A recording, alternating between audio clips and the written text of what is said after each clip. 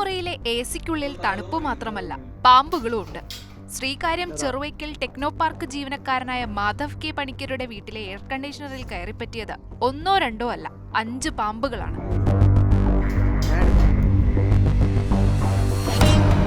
എസിയുടെ താഴ്ഭാഗത്ത് ഒരു വാൽ മറയുന്നത് കണ്ടപ്പോൾ സംശയം തോന്നി.